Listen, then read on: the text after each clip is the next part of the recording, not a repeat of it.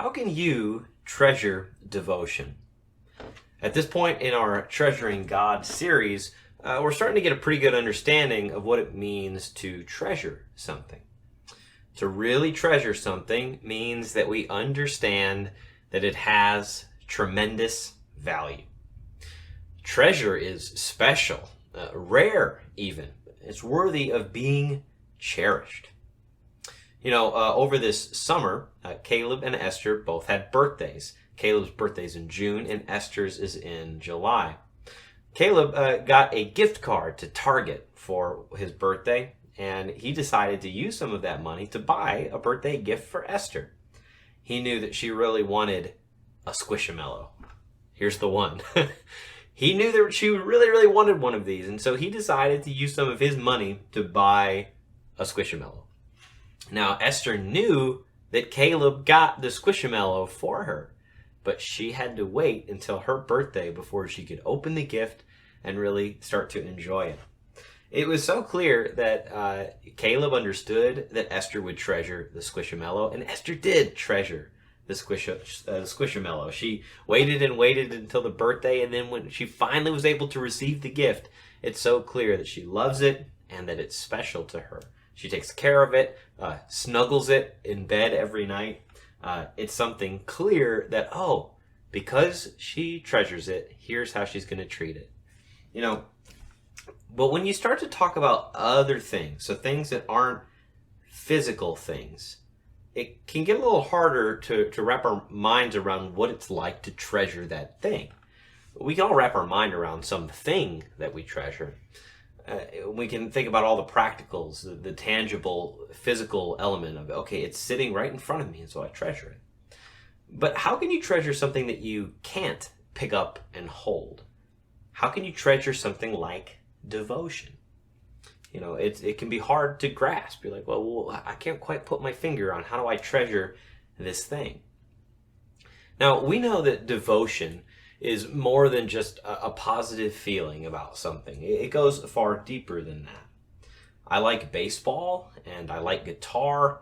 I like to go on bike rides.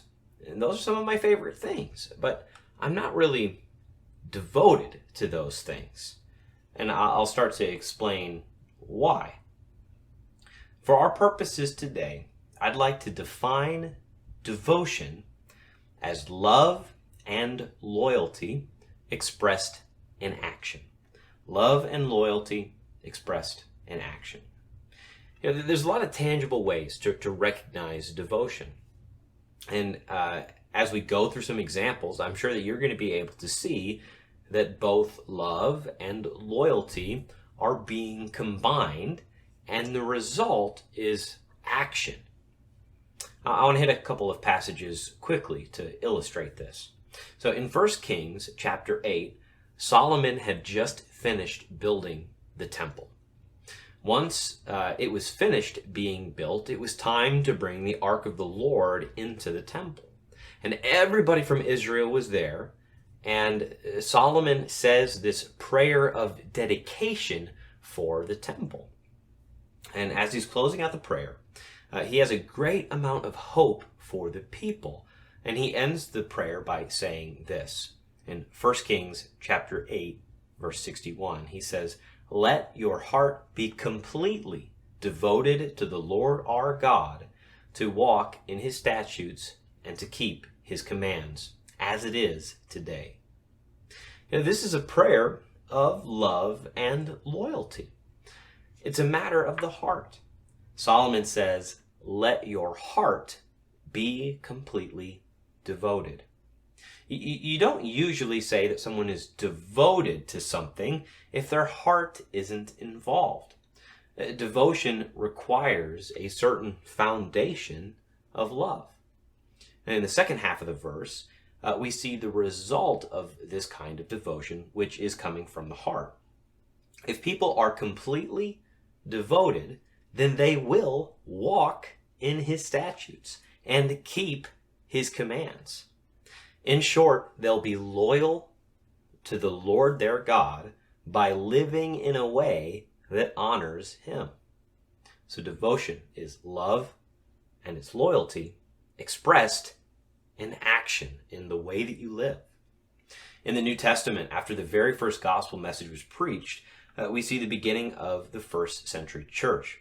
And Peter is preaching this gospel message, and the people are cut to the heart. They respond to this message by repenting of their sins and by being baptized.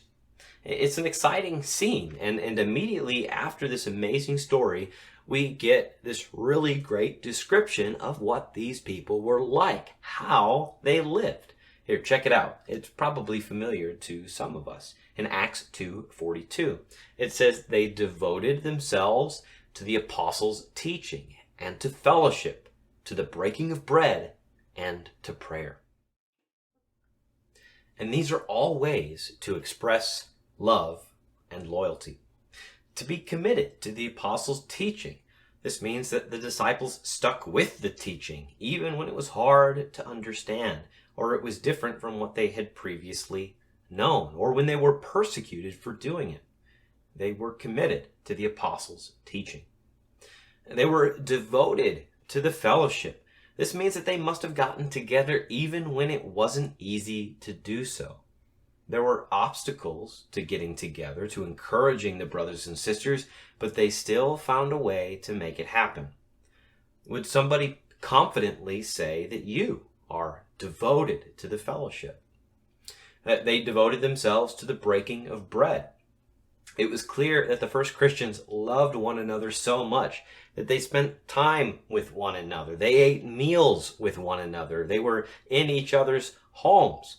And in all of this, they remembered Jesus and his devotion, especially to us on the cross.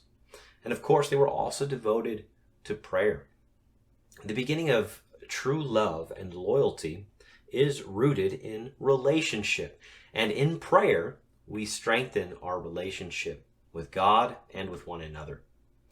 These are all ways that devotion is expressed. And there are many other ways that we could express devotion. You can do so with your wealth, with your time, with your energy, and with so much more. You know, and there's many ways that you can express devotion, but we've got to remember an important point, and that these important expressions of devotion are not devotion themselves. Remember, we started by saying devotion itself is love and it's loyalty, expressed through these means. But when we start getting to a place, though, where these outward expressions of devotion are disconnected from a heart of love and loyalty, well, then we can start to get in big trouble. It's then that we descend into discontentment. It's then that we stumble into grumbling. It's then that we would succumb to the schemes of Satan. When we lose the heart of love and loyalty for our God. So the big question is this: how do you treasure devotion itself? How do you treasure a heart of love and loyalty? Not just treasuring all of the expressions, the outward signs of devotion, but to treasure the heart of devotion itself. So this morning, to answer that question, we're going to be reading in the Gospel of Luke. Before we get there, I want to give you a little bit of background on the book of Luke itself. The Gospel of Luke is masterfully written. Luke starts off by saying that this is intended to be an orderly account, written so that we would know with certainty the things that we've been taught about Jesus. One of the big themes that you see all throughout the book of Luke is role reversal. And we see examples of God turning the usual order of things in the world upside down. Just a couple examples. In Luke 1 and 2, John the Baptist is born to Elizabeth, which is unexpected because of her old age. Jesus is born to Mary, who's a nobody. Mary represents, in that time, the most powerless and insignificant people in her society.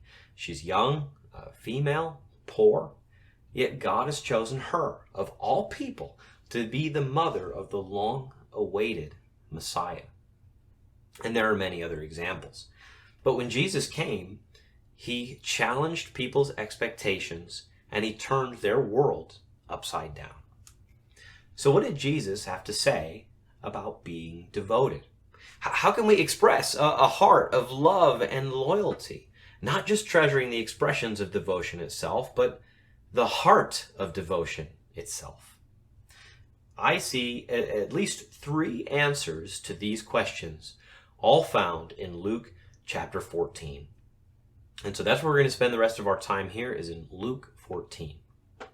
The first thing that you need to treasure devotion is to carry your cross. Point number 1 is to carry your cross. Let's go to Luke 14, and I'm going to read 25 through 27. It says this: Large crowds were traveling with Jesus, and turning to them, he said, "If anyone comes to me and does not hate father and mother, wife and children, brothers and sisters, yes, even their own life, such a person cannot be my disciple. And whoever does not carry their cross and follow me cannot be my disciple." Wow, what a challenging standard. Hate my family? That doesn't sound like Jesus. That just, it can't be right. This challenge, it's really serious. Luke is not playing around with this language. He wants us to be so clear that family cannot come before discipleship. I was reading in a couple of different commentaries on this very verse just to see if there's any more insight that I could pull. And in his commentary on Luke, Robert Tannehill says this: "There are a whole series of anti-family sayings in Luke. The demand that one hate one's family is perhaps the strongest. In the ancient world, the terms love and hate referred less to emotions than to behavior that either honored or dishonored someone else. Hating one's family meant doing something that injured them, particularly by disgracing them. Life was family-centered, and the honor of the family was highly valued. Every member was expected to protect the honor of the family. If some members joined a suspect movement and abandoned their home, this brought disgrace on the family, particularly if done in disobedience to the patriarch. Such persons showed hatred for the family and also disobeyed the command to honor father and mother." So in the ancient world, it became so important that your actions would honor your family. We have a pretty highly individualistic society, but even now we feel the pull of the family being the most important thing in the society. But what Jesus comes to say here is that the kingdom must be the most important. Jesus himself is the most important. And he's going to go even further than just saying family can't be the most important thing. He instead says your very life must be given up. You must be willing to give up even your own life if you're going to live this life of discipleship. He talks about the cross here. And I'm sure we've heard it said before, but this would be so striking and jarring to the people that he was talking to because Jesus has not yet even gone to the cross.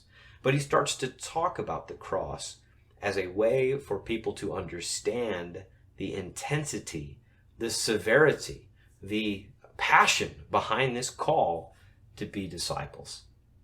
And it's not the first time that he's talked about the cross in this way. Look at Luke 9:23. He says this: "Then he said to them all, 'Whoever wants to be my disciple must deny themselves and take up their cross daily and follow me.'"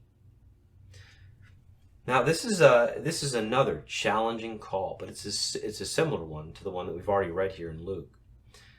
Now, one of the main ideas that's happening in Luke is that we see that the formation of disciples is something that happens on the way, There's a journey motif in Luke. It's a winding road, but it's something that happens daily, step by step, day after day. It's a decision to stay on the course of following Jesus. The cross, similarly, can only be carried day by day, step by step, decision by decision. It's not a once and done thing.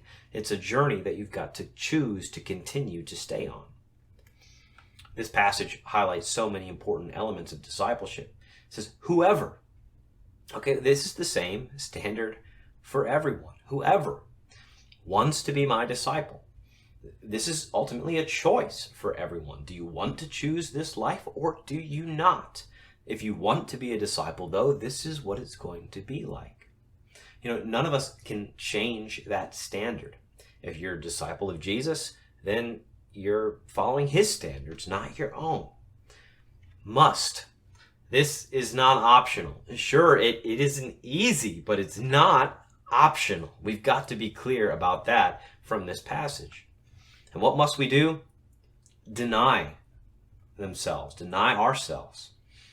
How do you make decisions every day? How do you go about deciding what it is that you're going to do? Too often we can ask ourselves, what do I want? Instead, we should be asking, what will honor God and bring him glory? Too often when we're talking with our friends and we're trying to give them advice for their lives, we might say something like, well, what do you want to do? That's not really a great question. Instead, we should be asking, what would be best for the kingdom of God? What would bring God honor? How can you glorify God with this decision that you have to make? A disciple of Jesus has to remember that they must deny themselves. The beauty in this is that as we walk step by step by step to be more like God, more like Jesus, our goal is to align ourselves and our desires so closely with the desires of God that every decision that we make would bring him glory while bringing us peace. God's ways are always the best ways, and they actually benefit us the most. And so as we mature spiritually, prayerfully, we see clearly that the goal is to become more and more and more like him and less like our sinful selves. Less like the things that would pull us away from God, more like the things that would honor him and show the world that we're living out our first purpose, which is to image out the Creator. Just a couple more thoughts here. And take up their cross. Really, that's this first point that we're talking about, that we would carry our cross. We know that the cross is a symbol of execution. It means that you die. But what do you die to? Die to what? Well, of course, it's dying to your old life of sin, the life that you had before you decided to start on this journey to become a disciple of Jesus. I'm reminded immediately of Romans chapter 6. I just want to jump around and read a little bit of this, but I will start here in verse 1. In Romans 6, verse 1, it says, "What shall we say then? Shall we go on sinning so that grace may increase? By no means. We are those who have died to sin. How can we live in it any longer? Or don't you know that all of us who were baptized into Christ Jesus were baptized into his death? We were therefore buried with him through baptism into death, in order that, just as Christ was raised from the dead through the glory of the Father, we too may live a new life." Continuing in verse 5. "For if we have been united with him in a death like his, we will certainly also be united with him in a resurrection like his. For we know that our old self was crucified with him, so that the body ruled by sin might be done away with, and that we should no longer be slaves to sin, because anyone who has died has been set free from sin." The beauty here is that we get the opportunity to live a new life. Will there still be challenges? Will there still be struggles with sin? Yes, absolutely. But we remember every day as we take up our cross that the old self has been done away with. We are to live in that way no longer. And this is something that we get to continue living in every single day. Daily. This was not meant to be a one-time thing. It's a journey that requires a daily re-correction. It's a commitment day after day that we would continue to die to ourselves and live out this new life that we've been able to experience. And then closing out, and follow me. Remember, this is all about following Jesus's examples. How did he do things? Do we do them like that? If you do, then you'll be treasuring a heart of devotion. Carrying your cross means that you operate with love for Jesus and loyalty to Jesus on a daily basis. If you do this, you will be treasuring a heart of devotion. And so how can we express a heart of love and loyalty? By choosing to carry your cross. Okay, second point as we talk about expressing, this heart of love and loyalty. Point number 2, we've got to count the cost. Continuing here in Luke chapter 14, verse 28, it says this: "Suppose one of you wants to build a tower. Won't you first sit down and estimate the cost to see if you have enough money to complete it? For if you lay the foundation and are not able to finish it, everyone who sees it will ridicule you, saying, 'This person began to build and wasn't able to finish.'" One of the classic commentators, Matthew Henry, points out 2 things that I want to also talk about here. First, of this passage, he says that we are to expect the cross, then consider the expenses and the perils. This continues the thought from the first point. We just talked about carrying our cross. But Matthew Henry says it this way, that we should expect the cross.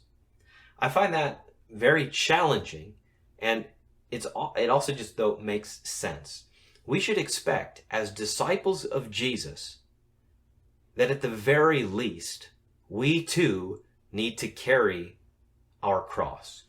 Even for people who just know of Jesus and barely know any of the Bible, don't know really anything about Christianity, they know one thing: Jesus died on a cross. So at the very least, disciples of Jesus who have chosen to live like him should be known by one thing: that we too would carry our cross. When you expect something, it isn't a surprise. We should plan for the unexpected. We should plan for issues to arise along the way, but we should not be surprised that it is necessary for us to die to ourselves and carry the cross. The second half of what he said there is that we should then consider the expenses and the perils. We need to think about the ways that we are going to undergo setbacks and problems. These things are all too apparent in our life. We know that they're going to happen. But sometimes we can maybe think, as a Christian, these things are not going to be my experience. But if you've been a disciple for any length of time, you know that that's not the case. Becoming a disciple does not eliminate your problems. It just ensures that you'll have help when they do occur. Another thing that Matthew Henry says, so first he said, expect the cross, and then consider the expenses and the perils. And then the second thing that he says about this passage is that it will cost them a life of self-denial and watchfulness. The cost of being a disciple boils down to these things: self-denial and watchfulness. First, self-denial. You're not going to get everything that you want. And actually, that's okay. because it's the very best thing for you. When we don't get all of the things that we want right now, even our own desires, we end up realizing how great our need for Jesus is, and we look forward with anticipation the joy of being able to be united with God in heaven. Now, if you got everything that you wanted and you never denied yourself anything, then you would feel at peace at this home, or at home in this world. That's not God's desire for us. Instead, he wants us to live a life of self-denial, being fulfilled, filled up by him day after day, seeing ultimately that we are not at home here and that we have the hope of heaven before us. That's the life of a disciple. And secondly, so self-denial, watchfulness. Watchfulness means that you're looking for God to act. You're looking for God to be working in your life and in the life around you. This is awesome, to be able to just sit back and then plan on seeing how God is going to work things out in your life. This is part of counting the cost. We know that God is at work, and so we're looking to see how he is going to help pay the cost that it requires for us to be disciples. So a couple of questions here. Can you afford the cost? Can you really afford the cost? And can you afford not to pay it? We can't really afford the cost, but we also can't afford not to pay it. And so let's talk about that a little bit more as we get into the next point. Remember the main question here. How can we express a heart of love and loyalty? You show this devotion, this love and the loyalty, by not being surprised that following Jesus actually takes all of you. Jesus has never communicated a standard less than giving everything that you have.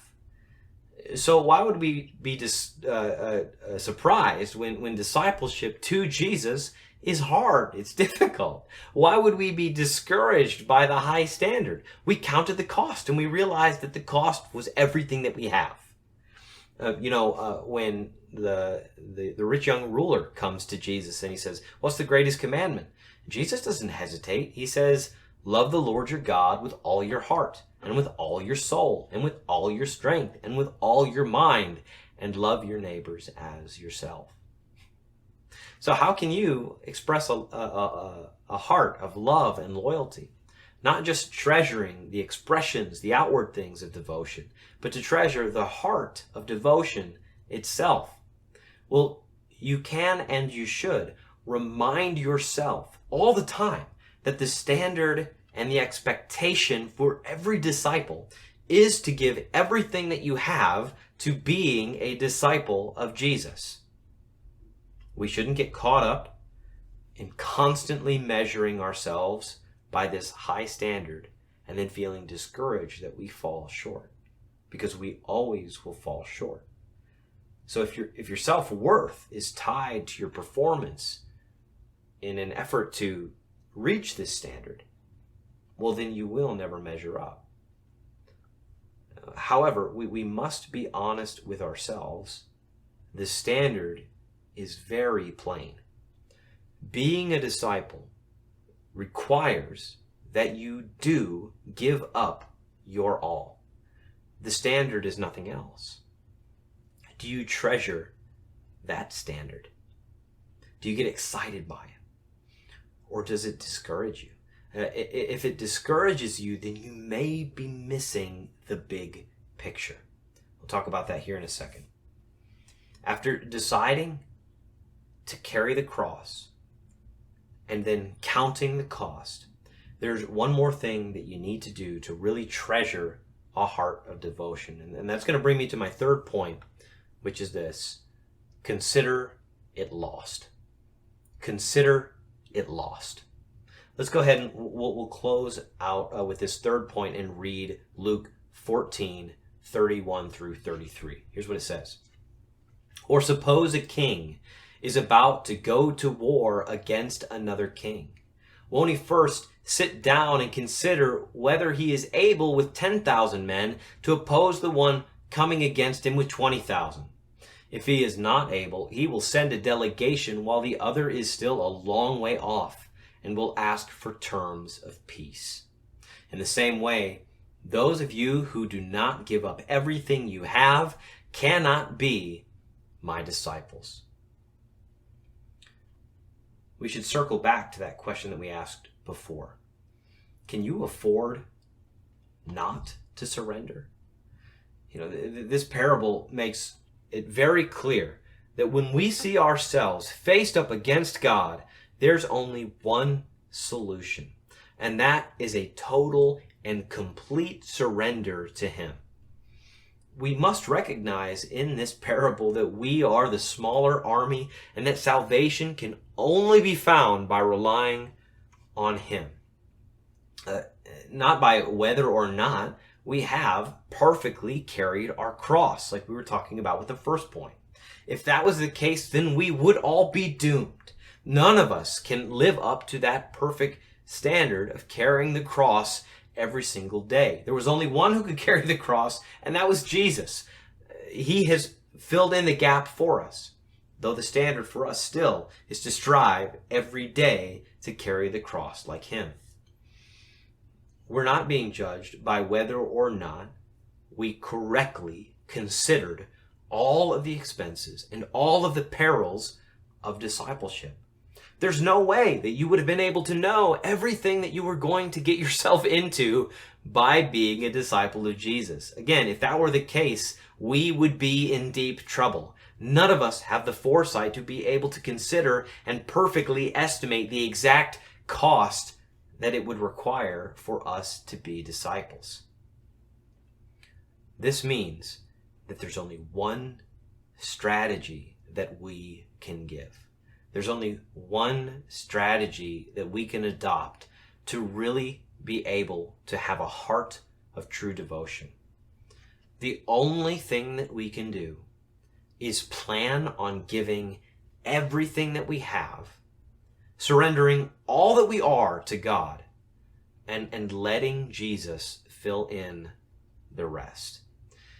It's a far better plan to side with God, surrender to him, knowing that he's going to be victorious no matter what, and then to really embrace this strategy to ensure victory. As we wrap up here, how can you treasure devotion? How can you have a heart of love and loyalty expressed by your actions? Well, the only way is to get help from our Almighty God.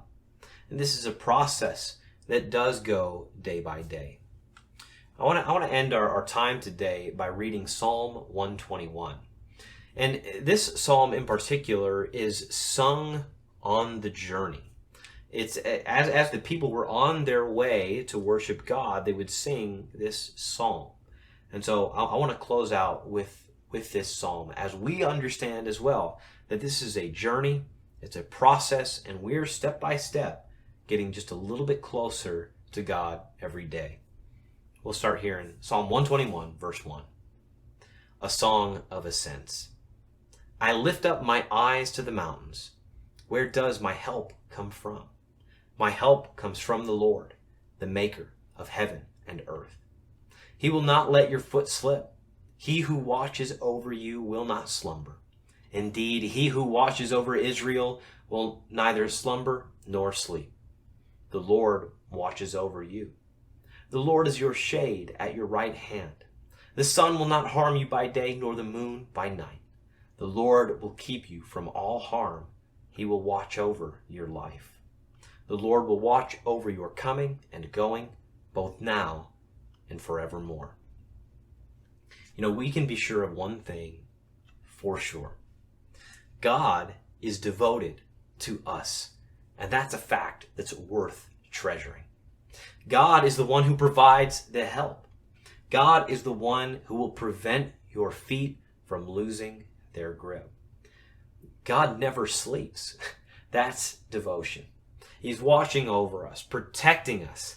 That's devotion. He's watching over your life.